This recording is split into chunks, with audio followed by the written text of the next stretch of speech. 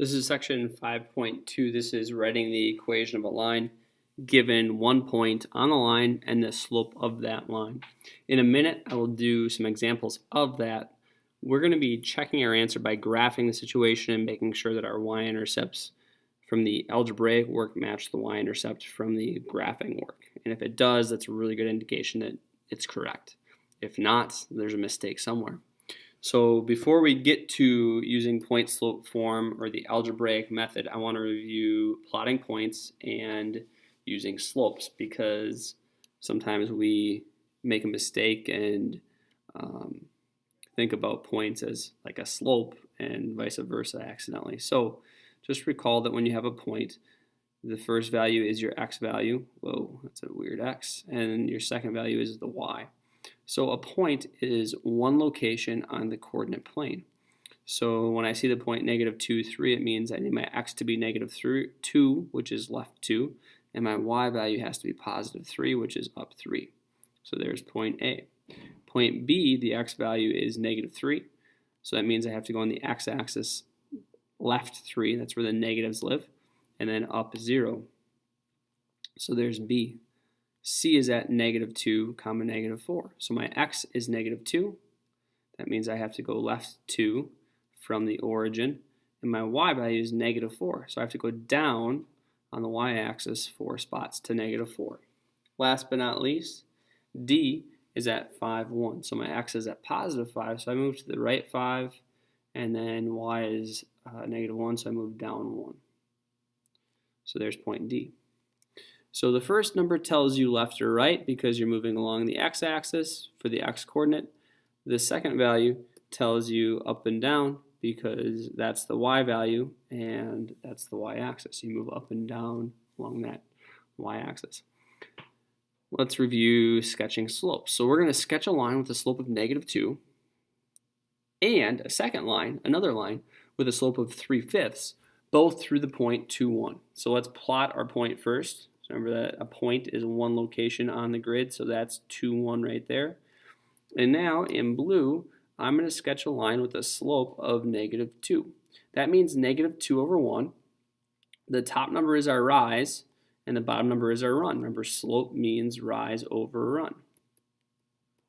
So if my rise is -2, I'm actually going to go down 2, and my run is a +1. That means to the right. So down 2, right 1. Whoa. Down 2, right 1, down 2, right 1. Over and over. That slope you can do over and over. It's the steepness of this line. And the line goes forever and ever. You can then reverse it and go up 2 and left 1. See how that last dot I put right here is in line with the other points? Up 2, left 1, up 2, left 1. When you reverse the rise, reverse the run. So there's that first line through the point 2, 1. I didn't continue the line just because I want to keep that green dot showing there that that's 2, 1. And then in red, I'm going to do a line that has a slope of 3/5. So my rise is 3. That means I'm going up 3. My run is 5. That means I'm going right 5. So up 3, right 5 from this point because the line has to go through this point. Up 3, right 5. Up 3, right 5, that doesn't quite go on the graph, it'd be somewhere around there. And then from this point that the line goes through, go down 3 and left 5, reverse the rise and reverse the run.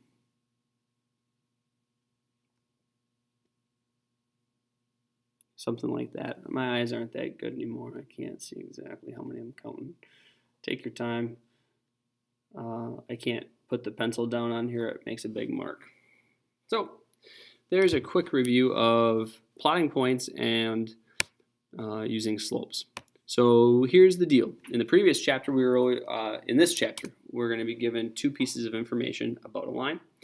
In the previous lesson, we were given the slope and the y-intercept. In this lesson, we're going to be given the slope and one random point. That's probably not the y-intercept. Sometimes we'll be nice to you and give you the y-intercept, but usually not. So we got to figure out what the y-intercept is because we want the equation in slope-intercept form.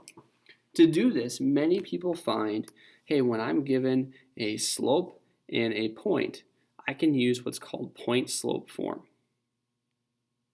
And in point-slope form, that point that we're given is gonna go, the x value will go right here in place of x1, and the y value will go right there in place of y1, and the slope, m, will be put in place, the actual value of the slope, like 3/5 or -2, will go in place of the m. So you plug in the slope for m and the given point for x1 and y1, and then this form is useful because it can be rearranged into slope-intercept form in 2 easy steps. And it is really just a derivative of the slope formula. If you think of slope, it's something like this. Well, we undo that denominator by multiplying by x minus x, so that undoes this. Of course, what we do to one side, we have to do to the other. So now that this is undone, we really get y minus y equals m times parentheses x minus x, which is this formula. Cool. All right, let's get to it. So plot the point and draw a line through the point with the given slope. Remember, here is our point, our x comma y. It's one location on the graph. And then here is our slope. That's a continuous rate that goes forever and ever and makes the steepness of the line. We're also going to write an equation of the line that passes through the point and has the given slope. Write that equation in slope-intercept form. Before we graph this, folks, we're going to do the algebra here. So now I left off those sub 1s. Remember, our y value goes here in place of the second y, our x value goes here in place of our second x, and our slope goes in here. So 3 is my x, 5 is my y, I already labeled that. So 3 goes right here in place of the x. My 5 goes right here in place of the y, and my -1 goes here in place of the m. So I still have this y minus the equal sign, parentheses, x minus 3. There we are. Our next step is going to be to distribute. So we're going to multiply -1 with x and -1 with what I think of as a -3. So we get -1x, and then if you want to chop slash that, you could. So we bring down a plus sign. A -1 times a -3 is a +3. So that's what we get. On the left side, we still have this y minus 5. Second step, so remember, we always simplify equations. Back in October when we were working on solving equations, we would simplify first, we would distribute first, and then we'd worry about solving for whatever variable we need to get by itself. And to be in slope-intercept form, we need to have y by itself. So now we're going to solve for y. So we're going to add 5 to each side. So now I have isolated or gotten y by itself. So I have y equals -1x plus 8.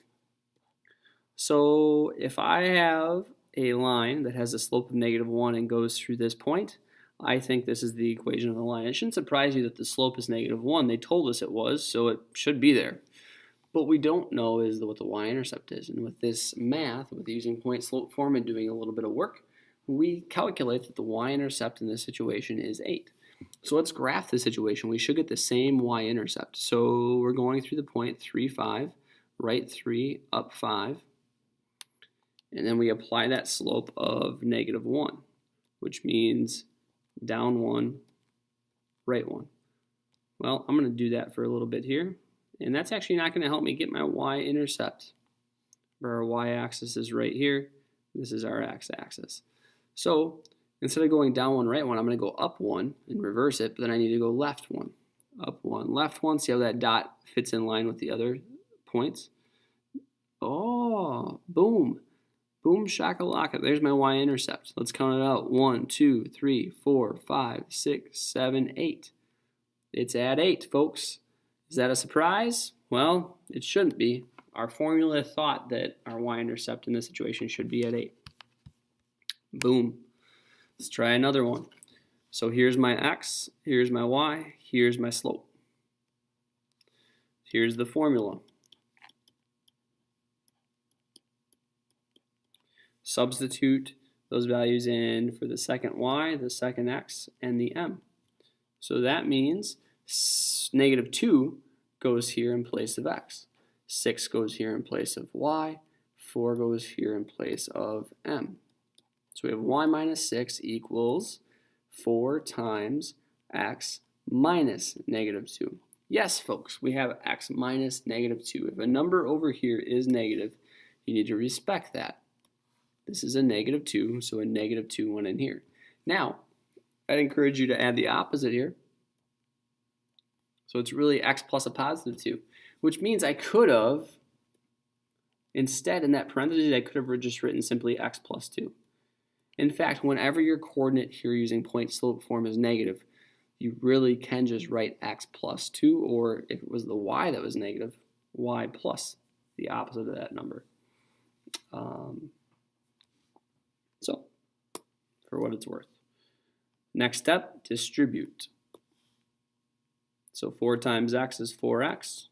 4 times a positive 2 is 8. So we have 4x plus 8 equals y minus 6. Now we're going to add 6.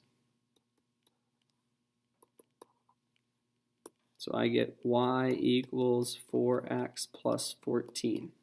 Oof. That's a really large y-intercept.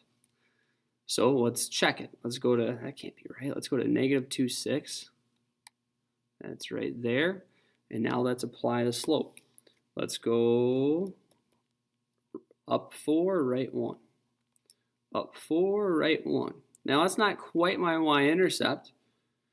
I just need to move 1 more. Well, if I move 1 more to the right, I still have to go up 4. And folks, that is a height of 14. My y-intercept of this line is 14. So that is correct. Checkmate. Last one. Here's our formula. So we get y minus negative 2, which is the same as y plus 2. My slope is 3/4, and then over here I have x minus 4. So now we distribute, folks. We get 3/4 x. Oh no, we have 3/4 times 4. So off to the side I'm thinking 3/4 times 4, which is the same as 4 over 1. So I get 12 over 4. That's equivalent to 3. If you take a fraction of something, if that fraction is less than 1 and you multiply it by another value, it actually decreases the size of that value. 3/4 of 4 is 3. So we have y plus 2 equals 3/4 x minus 3. Undo adding 2 by subtracting 2, and subtract 2. So you see there are quite a few calculations, and there are some areas that we can make mistakes. So that's why it's good to graph the situation. So we go right 4 and down 2. There's the point that the line goes through. And this line has a slope of 3/4. So up 3, right 4. Up 3, right 4. Up 3, right 4. Whoa, that'd be right there. Well, that doesn't help me out. So let's go down 3 and left 4. Boom. That shows me my y-intercept. My y-intercept is at 1, 2, 3, 4, 5. That's a negative 5, right? Because it's below the x-axis. Boom. That matches what I have here, a negative 5. That is correct.